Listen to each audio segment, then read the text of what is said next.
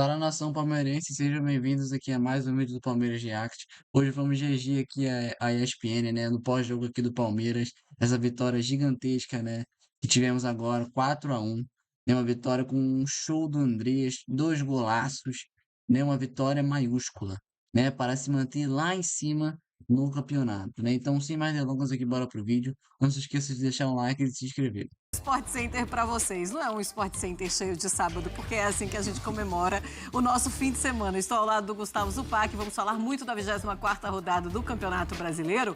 Palmeiras goleou o Fortaleza jogando no Allianz Parque, está em busca da liderança do campeonato. Está ali pertinho do Flamengo. Zupa, boa noite para você. Tudo bem, Marcela? Boa noite a você, uma ótima noite ao fã de esportes. O sábado está terminando, mas o Sport Center está começando após o chocolate do Palmeiras com o time reserva a maior parte do tempo, atropelando o frágil Fortaleza. De volta com o Sport Center, com os melhores momentos de Palmeiras 4, Fortaleza 1 e uma noite de Andrés Pereira. 2 gols, também com um Fortaleza no segundo tempo praticamente entregue. E aí, o Andrés Pereira deitou e rolou. O primeiro gol foi de pênalti com o Rafael Veiga. Fazia tempo que o Rafael Veiga não marcava. Ele marca de pênalti, depois Sosa faz o segundo quando o Fortaleza já tinha um empate com 1-1 e o Sousa faz um segundo tempo, depois 2 gols do Andrés Pereira. 4-1 é o Palmeiras na luta pelo título do Campeonato Brasileiro. Gustavo Zupac. É assim, a gente vai ver agora o gol do Lucas Crispim num lance de ataque triplo, né? O Everton faz 2 grandes defesas, mas anteriormente no pênalti que a gente viu, o árbitro estava de frente pro lance. O pênalti foi claríssimo e o árbitro não foi capaz de ver. Ele precisou usar a muleta do VAR para marcar um pênalti na fuça dele. Tudo bem que em 30 segundos ele deu o pênalti. Okay. Sabe quando você fica naquela dúvida, será que foi, será que não foi? Vou deixar o VAR agir. Ele esperou isso, ele usou a muleta, né? E aí o Everton trabalhando muito bem no chute do Breno Lopes, né? Isso aí é uma ativação da chamada lei do ex. E o Everton foi muito bem. O Palmeiras começou bem o jogo, mas no primeiro tempo teve dificuldade de criar chances muito reais, né? Era o time reserva, claro. Só que no segundo tempo o time deslanchou. Dentro desse time reserva, o Abel manteve a estrutura da equipe, né? O Palmeiras joga com uma dupla de ataque, né? Vitor Roque e o Flaco Lopes. Hoje ele fez uma dupla com o Maurício e Rafael Veiga, os dois por dentro, com o Facundo e o Ramon Sosa pelos lados. Os dois jogadores, o Veiga e o Maurício, são muito bons no trabalho de bola, mas não são atacantes, né? Então o Palmeiras perdeu muito de força ofensiva para definir mesmo. O primeiro tempo foi razoável, embora tenha sido melhor do que o Fortaleza. No segundo tempo, o Palmeiras veio com muito mais volume, conseguiu trabalhar muito bem, criando muitas chances, né? Trabalhando muito até sair o segundo gol. O Palmeiras finalizou demais, terminou o jogo com 23 finalizações. E aí aparecem a partir. Essa bola não entrou. Bola não entrou. E mesmo se entrasse, o Facundo me pareceria impedido. E aí o gol do Palmeiras, uma bola longa do Mikael. O Maurício tenta fazer um pivô, mas ele não é um centroavante, não consegue fazer o pivô. E a bola passa e o Ramon Sosa de primeira acerta um chutaço para fazer o primeiro gol dele pelo Palmeiras. Então, assim, os goleadores do Palmeiras viveram uma noite importante, porque o Veiga não marcava há bastante tempo, o Veiga vem de uma temporada ruim, foi apenas o 4º gol do Rafael Veiga, e o Ramon Sosa marca o primeiro, e aí aparece esse cara aí, aliás, ainda não é esse cara aí. Aí aparece o Andrés Pereira, que vai fazer 2 gols para a equipe do Palmeiras, com muita qualidade, esse é o primeiro deles, né? Uma batida lindíssima, com liberdade. E o Andrés fará também o 4º gol. De um Palmeiras que, com o time reserva, jogou bem no segundo tempo. Quando entraram titulares, o time claramente melhorou. E um Fortaleza que preocupa demais, Marcela. Claro que o Palermo chegou agora, não tem culpa de nada, né? Tá tentando consertar o time.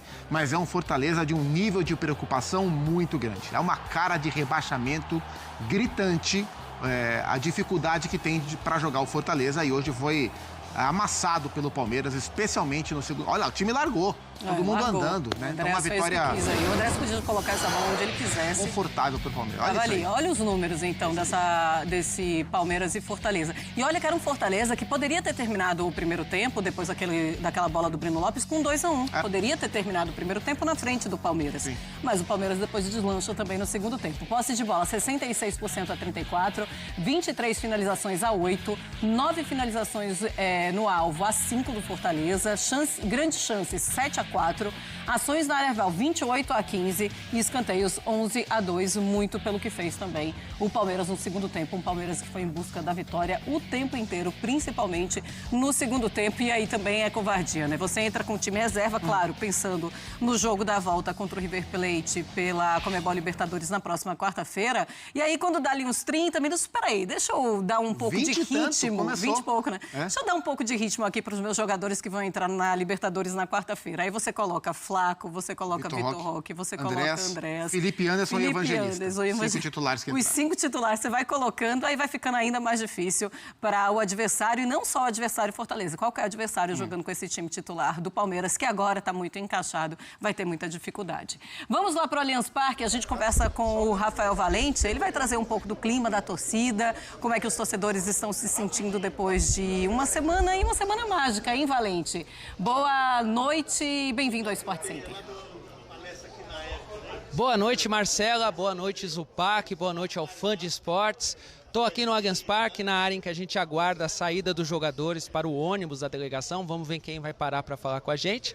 Você perguntava do clima aqui, muita festa no Allianz Parque, muita comemoração da torcida. Foi um jogo que já começou com uma certa festa ali, pela presença no time titular do Rafael Veiga, que recebeu inclusive a faixa de capitão, abriu o placar para o Palmeiras em cobrança de pênalti. Antes mesmo da cobrança, ele já estava muito ali ovacionado pela torcida, depois então do gol, foi uma loucura. Só que o jogo foi esfriando, né? E muito por conta do que vocês falaram. Palmeiras entrou com praticamente o time inteiro de reservas, o único titular, o goleiro Everton. E o Palmeiras começou empolgando, mas depois o Fortaleza conseguiu equilibrar ali as ações do jogo, chegou ao empate. Isso esfriou bastante a torcida do Palmeiras. No segundo tempo, o Palmeiras voltou a ser dominante no jogo, e aí quando entram os titulares, né? Aos 25 minutos do segundo tempo, entram 3. Entra o Lucas Evangelista, o Flaco Lopes e o Vitor Roque. O jogo já muda muito, a torcida volta a ficar acesa, e aos 30 minutos aí entram Felipe Anderson e Andréas Pereira, aí praticamente só deu Palmeiras, mostrando muita força, mostrando muito conjunto, muito equilíbrio. A torcida entrou no clima, fez muita festa, a gente sentiu uma sintonia muito importante assim, antes da decisão contra o River Plate. E aí trazer 2 detalhes que eu acho interessante para vocês, né? O primeiro é que antes da partida começar, o Abel Ferreira, ele falou sobre essa gestão de energia que ele tinha que fazer no elenco do Palmeiras para ter força máxima contra o Fortaleza. E aí ele explicou que a viagem, embora tenha sido da Argentina, né, de Buenos Aires para São Paulo, uma viagem que não é tão longa, foi muito desgastante. Os jogadores chegaram na manhã de quinta-feira por volta das 7 horas na academia de futebol, sem ter dormido, sem ter tomado café, foram tomar café, e ele até fez a pergunta, né, para o repórter que eu entrevistava, qual é o impacto disso? Qual é o impacto para a questão física do jogador? Quer dizer, então ele mostrou essa preocupação. As escolhas, ele falou que foi mais no sentido de ter força máxima e preservar os seus titulares, mas aí sim, pois no final do jogo, para todo mundo ali ganhar alguns minutos, o Palmeiras confirmar a vitória, confirmar a segunda posição no Brasileiro. O outro detalhe que eu trago é o seguinte: como o Kelvin está afastado por um trauma no pé, fruto de uma pancada que recebeu no jogo contra o River Plate, e é dúvida para a partida de volta da Libertadores no Allianz Parque, provavelmente a gente pode ter o Giai como titular, e ele começou a partida de hoje. Em alguns momentos ali o Abel passou alguns recados para ele, conversou um pouco com ele. A sensação que eu tive, e acredito que outros colegas que estavam por aqui também, é que agradou, a partida do Giai agradou, e a chance dele ser titular contra o River Plate é muito grande, viu, Marcelo e Zupac? Eu vou esperar para ver quem sai por aqui e chamo vocês qualquer novidade. Maravilha, Valente. Então, você tem prioridade no Chame para as entrevistas. Bom, se for o Giai mesmo o titular, até a chegada do Kevin faz pouco tempo, ele era o titular e ele estava agradando o Abel Ferreira. Bem. Pode ser que realmente ele fique com essa vaga. E do Andréas Pereira, falávamos do Andréas Pereira já na partida do River Plate. Que semana dele, realmente.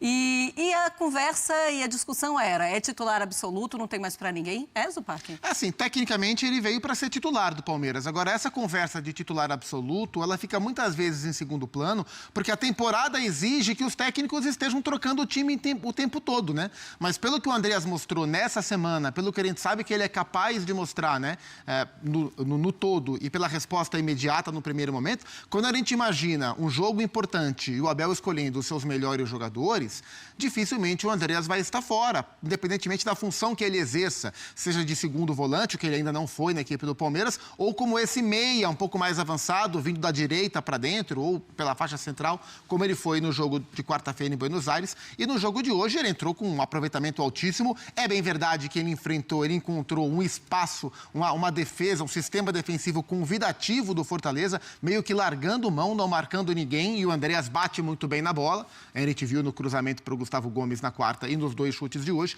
Então ele entrou muito bem. E um detalhezinho, que hoje a gente teve o reencontro de Andreas e Daverson, né? O Daverson entrou no segundo tempo, só que agora eles estão em papéis invertidos. O Daverson é o rival do Palmeiras. O Andreas joga no Palmeiras. Se encontraram hoje porque o Daverson entrou tal qual o Andreas, mas o novo reforço, o 8 do Verdão, fez 2 belíssimos gols. Uma chegada triunfal do Andreas ao time do Abel. O mundo é uma bola de futebol mesmo. Não é? E roda rapidinho. É isso aí. Deixa eu colocar a classificação do Campeonato Brasileiro e vamos seguir falando da partida do Palmeiras contra o Fortaleza. Fortaleza numa situação muito complicada, está na 19ª colocação com 18 pontos apenas. O Flamengo tem 50, agora com o mesmo número de jogos do Palmeiras, mas ainda vai jogar nesta rodada.